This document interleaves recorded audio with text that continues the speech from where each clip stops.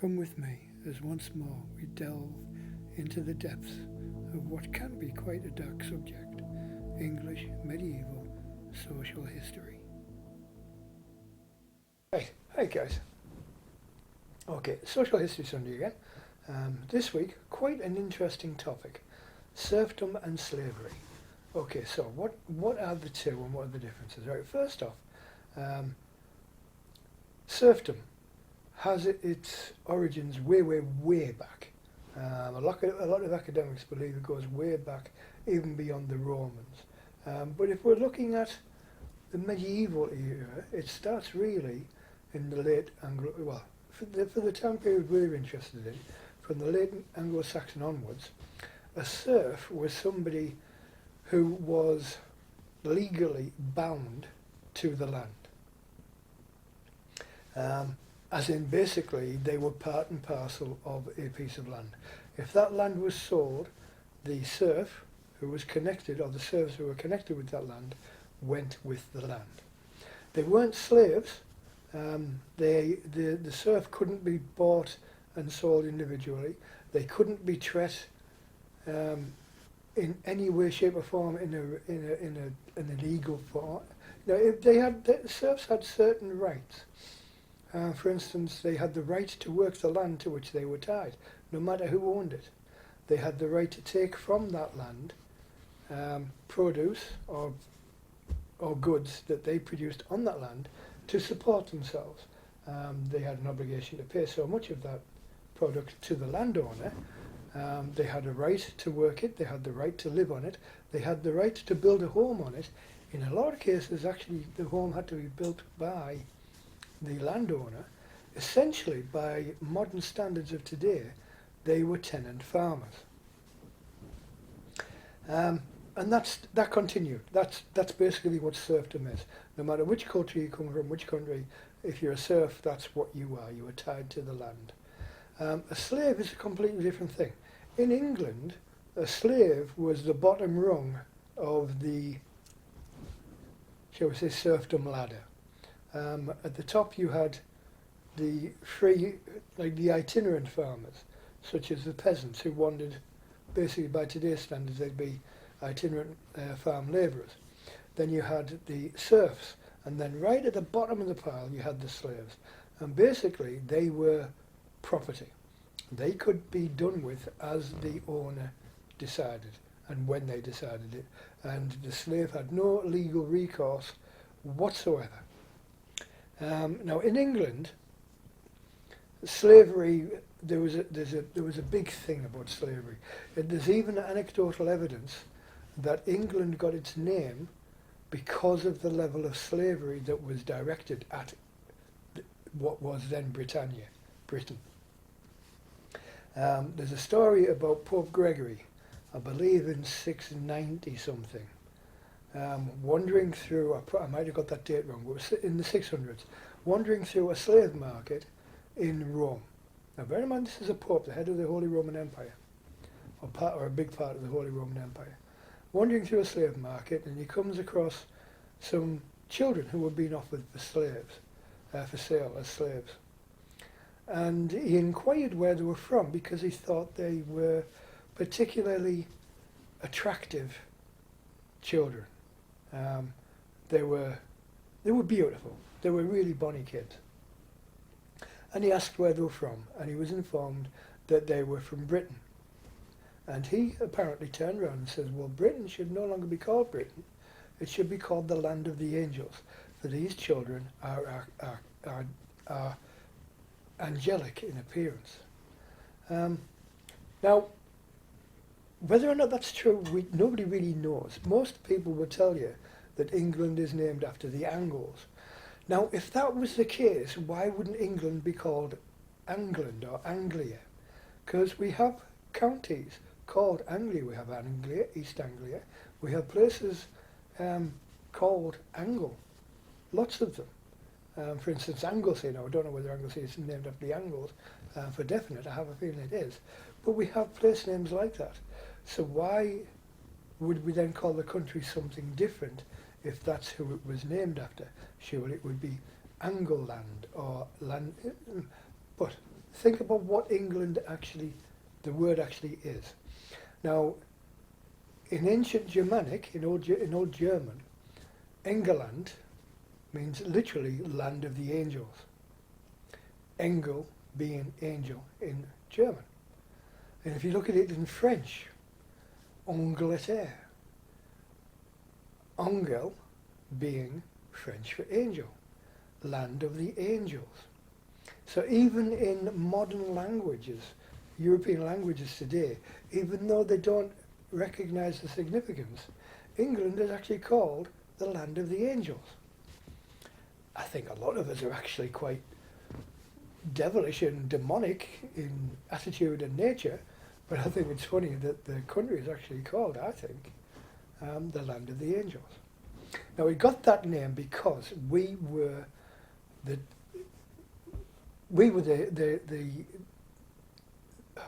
target for slavery from everywhere. When the Danes invaded, the Vikings, they enslaved us, the Britons. The Scots, Celts and Gaels were always enslaving the English and the Britons. The Welsh enslaved the Britons, not as much, but they did do it. The Irish were absolutely besotted with raiding England and turning us into slaves. They regularly sailed up the Avon River, past what is now known today as Bristol, and raided the southwest counties, Devon, Dorset, Cornwall, all around there, and took hundreds of slaves every year. The North African tribes from Morocco, Tunisia, places like that, and the Mediterranean countries raided England on a regular basis for slaves, which is how in the 600s Pope Gregory was able to walk through a slave market in Rome and describe children from England as angels, as being angelic. And this situation continued until 1080, the Norman Conquest. One of the few good things that I think William the Conqueror actually did. In 1080, he made the trading and taking of slaves in England illegal. He didn't accompany it with a death sentence. He was basically after making money from the process, but he still made it illegal. And within 20 years of that date, 1080, there is a complete absence of any mention in any document anywhere, either legal, historical, contextual, or cultural, of slavery anywhere in England. 20 years after William made it illegal, slavery is gone.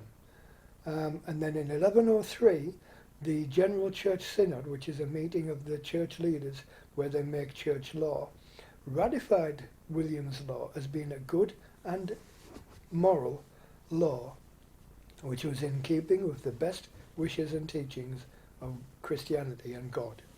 And they ratified that law in 1103. And since then, contrary to what many people might think, slavery has been illegal in England ever since, even up to this present day. Slavery has never been a legal practice within England since 1080. I mean, there are other conversations to be had about slavery outside England, but that's for another day. And that's it. That's a completely different time period, so we might not even touch on that at all. So there we go. As from 1080, slavery within England no longer exists. It's not an issue, not a problem. So that brings us back to serfdom, because a lot of people think that serfdom was akin to slavery. It wasn't. Now the Normans actually, in Normandy, in northern France, well, the area now known as northern France, actually dissolved the serfdom system, the serf system, in, I think it was 996 or something, 997, where they created everybody became free. When they invaded England in 1066, they did so, and they wanted to follow the same principle, that serfdom was an anathema. It didn't fit with a decent cultural Christian society. So they started to make changes. This is where the taxation changes came in, or one of the reasons the taxation changes came in. They tried to make it so that everybody was responsible for their own taxes. I think deep down it was just another money-making scheme. But it started to breed resentment because the serfs no longer had the protections that they used to have, as in they didn't have to pay taxes. They were guaranteed the ability to work the land that they occupied. That started to change as they became seen as free men by the Normans.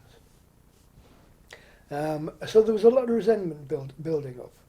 And that continued even after the instigation of the common law period by Henry II and then later Edward I.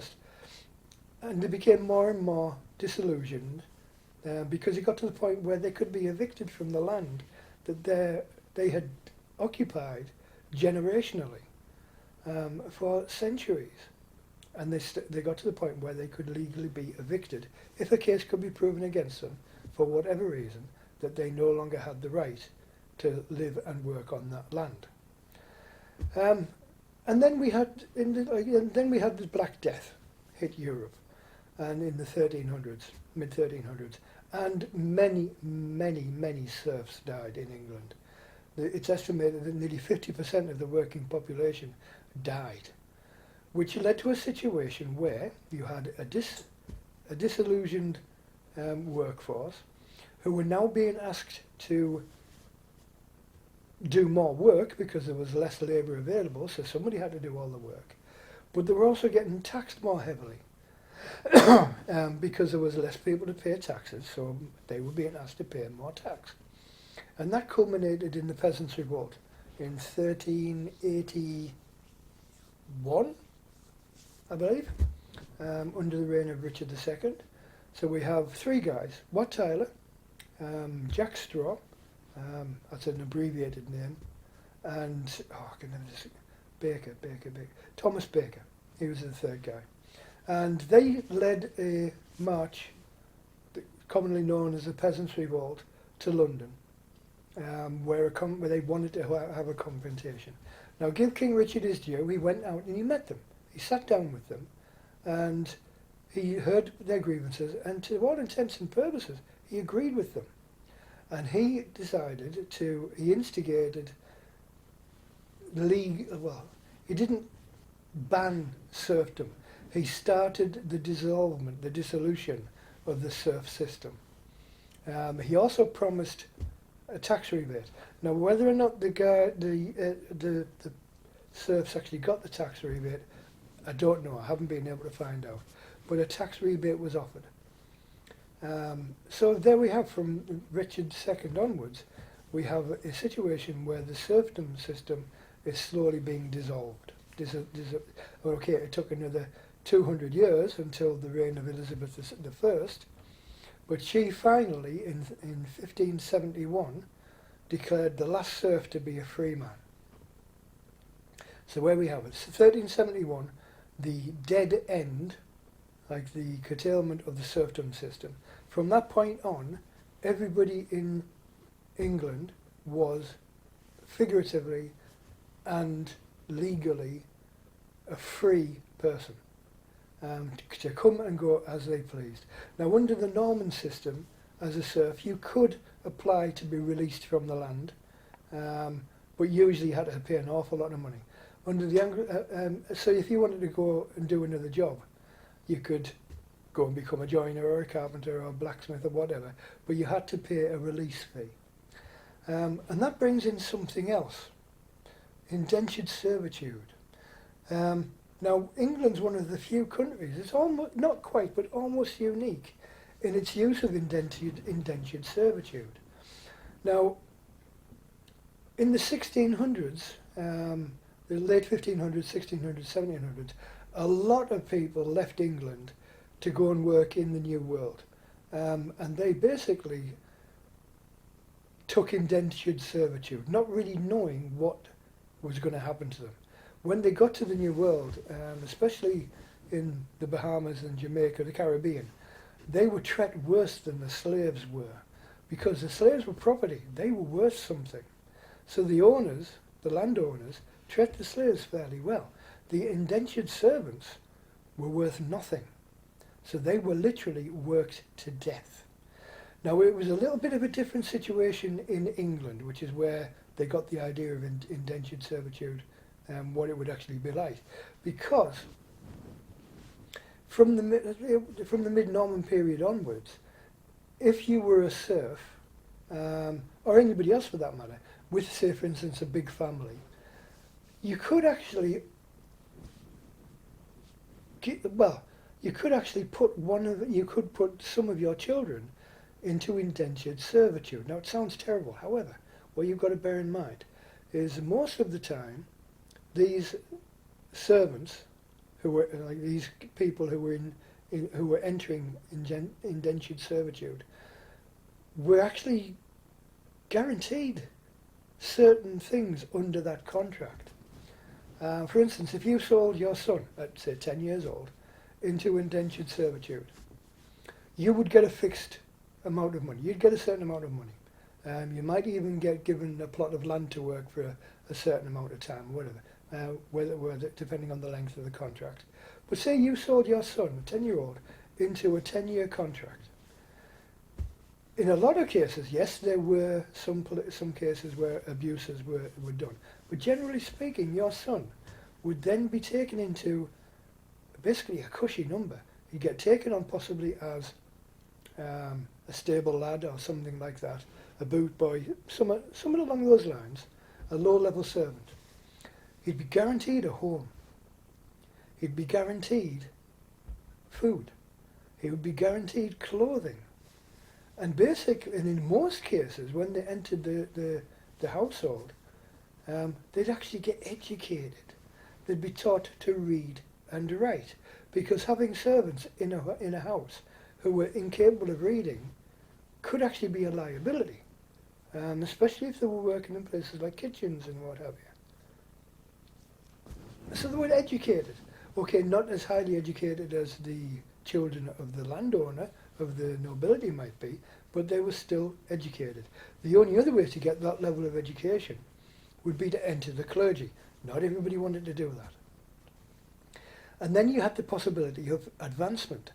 Quite a lot of what you would describe as faithful old retainers, like the butlers and the bursars and the purvesers and people like and the head chef, the head cook, people like that, had actually entered service within these households as indentured servants, as young kids, and they worked their way up. You could start off as a stable boy and then become a groom and then become a footman, and you could work up to being a butler. A butler was a very, very prestigious position. You were the highest ranking servant within the home, and you were the confidant in a lot of cases of the lord of the manor, like the nobleman who ran the place. So it was a very, very good position to be in. So why would you not? If you had half a dozen kids, why would you not get rid of some of them into indentured servitude, where they would actually have some kind of future that they may not have had if they stayed with you working the land? There we go. So there's serfdom. I hope I've actually taught a little bit. It's a much deeper subject. There's a lot more goes into it, especially on the slavery side. But it was everywhere. Serfdom especially was everywhere. But did you know that serfdom wasn't abolished in Germany until just before the First World War? I think in 1910, something like that. Serfdom in France wasn't abolished until the 1700s. Spain, I think it was after the Second World War. It's a very, very strange situation. I mean, even today you still have peasant farmers in France and Spain, and that's a leftover from the serfdom system. As for slavery, we banned slavery in 1080. Believe it or not, Wales didn't ban slavery until they came under the coverage of the English legal system in, I think, 1520 something. Ireland didn't ban slavery until 1615, when we finally conquered them and imposed the English legal system on them. Scotland, they banned chattel slavery in 1610. but replaced it with hereditary slavery, which existed until 1730. So Scotland didn't abolish slavery until the 1730s. France still had slavery. Slavery in France was the trading and ownership of, well, the trading of slaves on French soil was banned at the end of the Revolution, 1780, something like that. But it's slavery within the French colonies under government legislation still existed. So it's a lot more it's a lot more complex subject than we can just cover here. But anyway, I hope that's given you an interesting taster. As usual, any comments in the comment section down below. Hope you found that interesting. Stay safe, keep slinging the sticks, and we'll talk again soon. Cheers, guys.